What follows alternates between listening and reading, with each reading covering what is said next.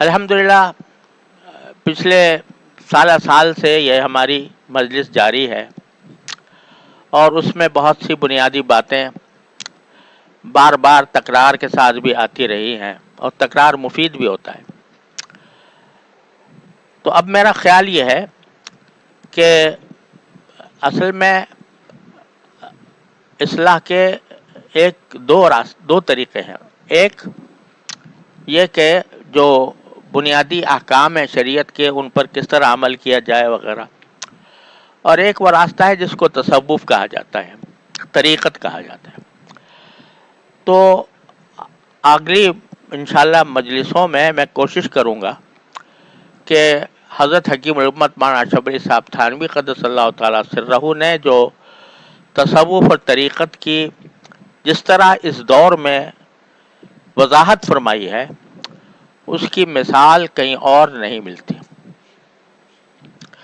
تو میں سوچتا ہوں کہ ویسے بھی میں اپنے دوستوں کو کہتا ہوں کہ ایک کتاب ہے شریعت و طریقت، جس میں حضرت مولانا دین محمد صاحب اشرفی نے حضرت کے وہ ملفوظات اور مقالات میں سے وہ حصے جمع کیے ہیں جن کا تعلق تصوف اور اصلاح نفس سے ہے۔ تو اب ایک طرح سے سمجھو کہ باقاعدہ سبق کے طور پر وہ کتاب انشاءاللہ میرا ارادہ ہے کہ انشاءاللہ شروع کروں اور اس کی تھوڑی تشریح آپ حضرات کی خدمت میں پیش کیا کروں، جیسی کچھ اپنے بزرگوں سے سنی ہے یا دیکھی ہے۔ لیکن ایک مضمون میں نے پچھلے 2-3 مجلسوں میں شروع کیا تھا توبہ سے متعلق۔ تو آج خیال ہوتا ہے کہ اس توبہ کے مضمون کو ذرا مزید تھوڑی سی وضاحت کے ساتھ عرض کر دوں، پھر انشاءاللہ اللہ نے زندگی عطا فرمائی تو پھر انشاءاللہ شریعت و طریقت کا آغاز کریں گے انشاءاللہ۔ توبہ کے بارے میں پچھلے بیانات میں نے یہ عرض کیا تھا کہ اللہ تبارک و تعالی نے یہ توبہ کا دروازہ ہمارے لیے کھولا ہے اور مستقل کھلا ہوا ہے، کوئی اس میں رکاوٹ نہیں ہے۔ جب سے بندہ شرعی احکام کا مکلف ہوتا ہے، یعنی بالغ ہونے کے بعد، جب کبھی اس سے کوئی غلطی سرزد ہو جائے تو اللہ تبارک و تعالی نے آسان راستہ رکھا ہے کہ وہ اللہ تعالیٰ کے حضور توبہ کر لے۔ یہ راستہ اللہ تعالیٰ نے پہلے دن سے پیدا کیا تھا، حضرت آدم علیہ السلام کو دنیا میں بھیجنے سے پہلے۔ قرآن کریم نے فرمایا کہ حضرت آدم کو پیدا کرنے سے پہلے اللہ تبارک و تعالی نے فرشتوں سے کہا تھا کہ انی جاعل فی الارض خلیفہ، میں زمین میں ایک خلیفہ بنانے والا ہوں۔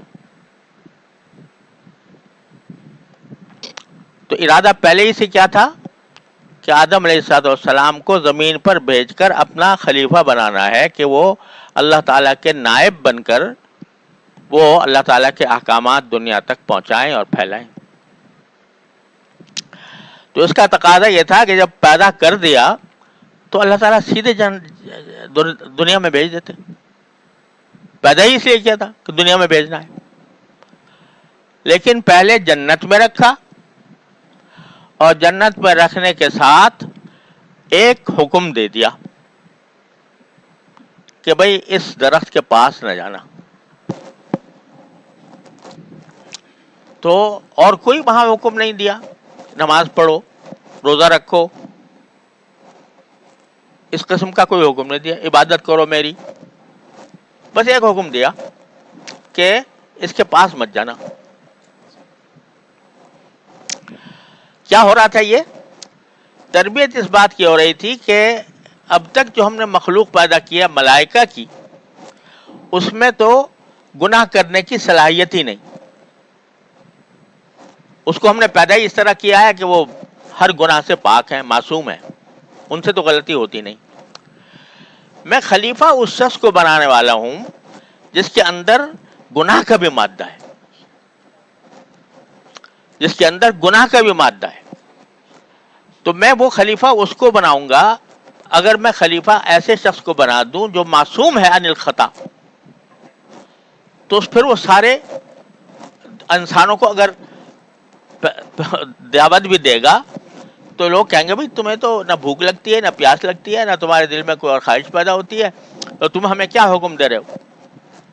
میں ایسا شخص بھیجنے والا ہوں کہ جس کے دل میں گناہ کی خواہش بھی پیدا ہوتی ہے، جس میں برائی کا جذبہ بھی پیدا ہوتا ہے، اور پھر وہ اللہ تعالیٰ کے حکم کو مان کر اس سے پرہیز کرتا ہے.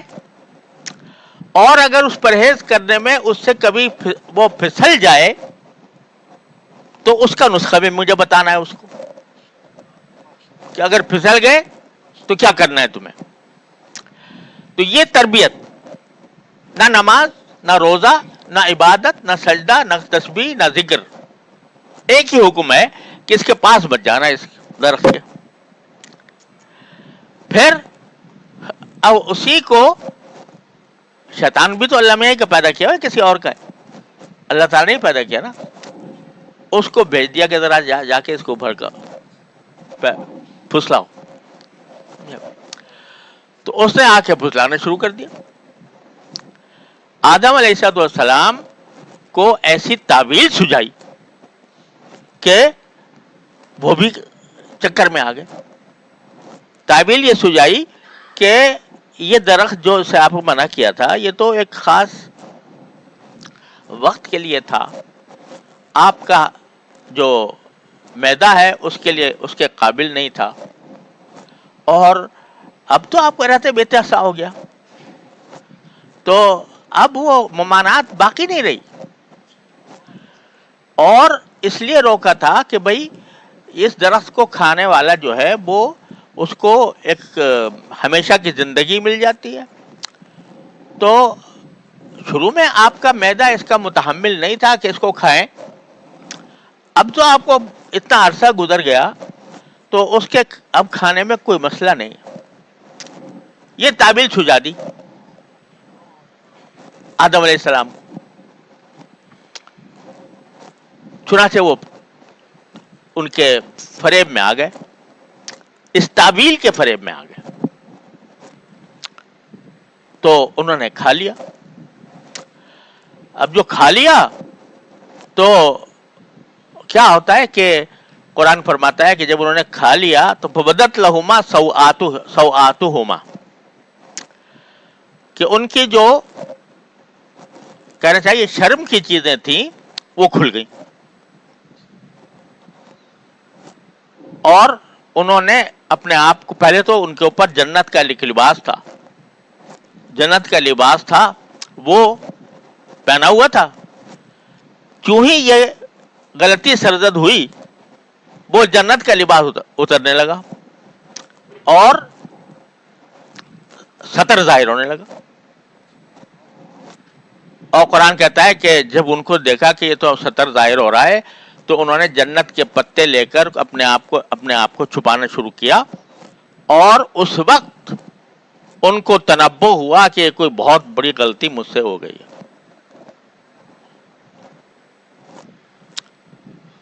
اب پریشان ہوئے کہ غلطی کا تدارک کیسے ہو، کوئی سے بات سمجھ میں آ نہیں رہی تھی کہ غلطی کا تدارک کیسے ہوگا. تو فتلقا آدم من ربہ کلمات، قرآن کہتا ہے آدم علیہ السلام نے اپنے پروردگار سے ہی کلمات سیکھے.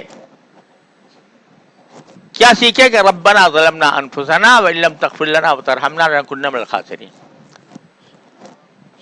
یہ الفاظ خود پروردگار نے سکھائے کہ یوں کہو تو بات تو تمہاری اس غلطی کی تلافی ہو جائے گی.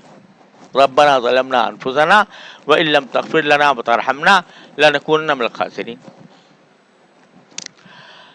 اب ذرا دیکھو کہ پیدا کیا تھا زمین پہ بھیجنے کے لیے، رکھا جنت میں، اور کوئی حکم نہیں دیا سوائے ایک نہ کرنے کا. کچھ کرنے کا حکم نہیں دیا بلکہ نہ کرنے کا. اور اس کے لیے شیطان کو پہلے تخلیق تو باری تعالیٰ ہی کیا نا. باری تعالیٰ کی مشیت کے بغیر تو شیطان نہیں آ سکتا تھا نا. تو وہ شیطان آیا اور اسے تعویل سجائی. تعویل سجائے کر یہ ایک بات سبق دے دیا حضرت آدم علیہ السلام کو کہ جب تم دنیا میں جاؤ گے تو یہ شیطان اس طرح کی تعویلات تمہیں سجاتا رہے گا. کیا سجاتا رہے گا؟ کہ یہ حکم تو پہلے زمانے کے ساتھ خاص تھا, اب اس جدید دور میں یہ حکم نہیں ہے. سمجھے آپ؟ وہ یہ سکھائے گا کہ سود جو ہے وہ حرام تھا اس وقت رسول اللہ صلی اللہ علیہ وسلم کے زمانے میں. آج کا جو جدید ترین سود ہے وہ اور چیز ہے. تو اس لیے جس طرح ان کو یہ کہا تھا نا کہ تمہارا معدہ ابھی متحمل نہیں ہے, بعد میں اب تم پکے ہو گئے ہو لہذا اب کھانے میں کوئی حرج نہیں. تو ایسی تعویلات وہ پھر بعد میں بھی سکھائے گا اور اس قسم کے مسائل سامنے لائے گا.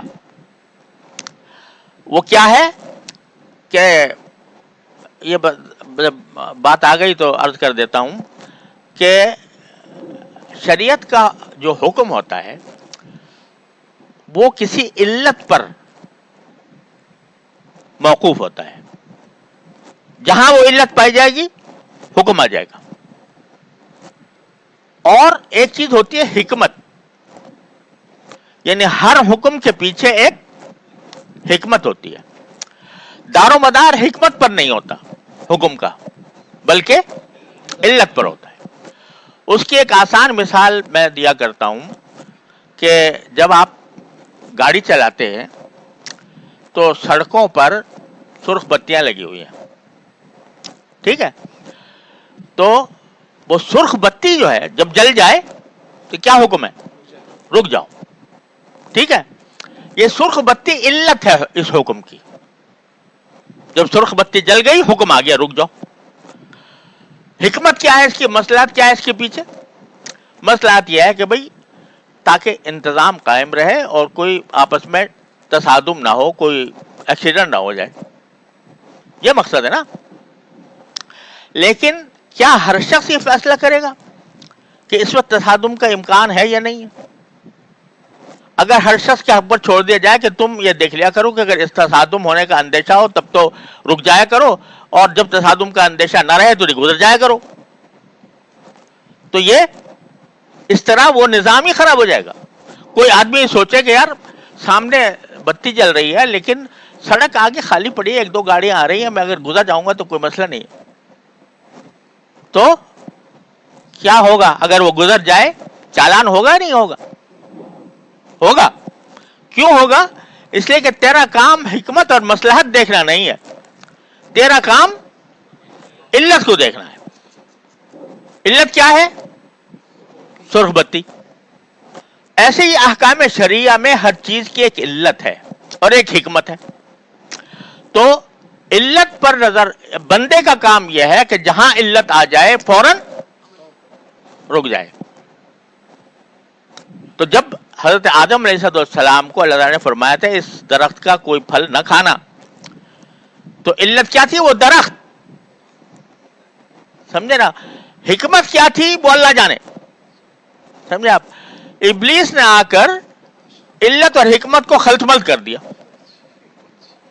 اس نے آ کر یہ کہا کہ جی یہ تو اس لیے بنایا تھا کہ تاکہ آپ کا معدہ متحمل نہیں ہے, آپ کھائیں گے تو آپ کو نقصان ہوگا. اب تو آپ جوان ہو گئے ہیں اور مدت سال گزر گئے ہیں, اب اگر آپ کھائیں گے تو کوئی نقصان کی بات نہیں ہے. اس نے ذہن علت سے کہاں پھیر دیا؟ حکمت کی طرف. تو اللہ نے یہ سبق دینا تھا کہ تمہیں دنیا میں جانے کے بعد بھی شیطان اس طرح بہکایا کرے گا کہ وہ علت کے بجائے تمہیں حکمت کے پھیر میں لگا دے گا.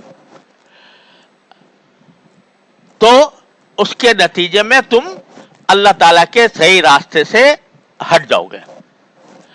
اور اگر ہٹ گئے تمہیں کیا کرنا ہے وہ ہم تمہیں اب بتا دیتے ہیں. ربنا ظلمنا انفسنا وان لم تغفر لنا وترحمنا لنکونن من الخاسرین. جب یہ سارے تجربے سے گزر گئے آدم علیہ السلام اور غلطی بھی ہو گئی, غلطی کا تدارک بھی ان کو سمجھا دیا گیا, اب کہتے ہیں اب جاؤ زمین پر جاؤ اور وہاں جا کر ہماری خلافت کا فریضہ انجام دو. تو پہلے دن سے بندے کو روئے زمین پر بھیجنے سے پہلے اللہ تعالیٰ نے توبہ کا طریقہ سکھا دیا کہ جب کبھی شیطان تمہیں آ کر بہکائے گا, ڈسے گا, تو تم کیا کرو گے؟ فوراً ہماری طرف رجوع کر کے استغفار کرو گے, توبہ کرو گے. اور یہ تو آپ بار بار سن ہی چکے ہیں, جانتے بھی ہیں کہ توبہ کے 3 حصے ہوتے ہیں. ایک اس گناہ کو فوراً چھوڑ دینا, دوسرے ندامت, اور تیسرے آئندہ کے لیے عزم کرنا, ارادہ پکا کرنا. اگر دل میں شبہ ہو رہا ہو کہ پتہ نہیں میں اس عزم پہ قائم رہ سکوں گا یا نہیں رہ سکوں گا, وہ توبہ کے منافی نہیں ہے. اپنی طرف سے عزم کر لو. اور یہ جو اندیشہ لگ رہا ہے کہ کہیں بہک نہ جاؤں, اس کے لیے اللہ تعالیٰ ہی سے مانگ لو.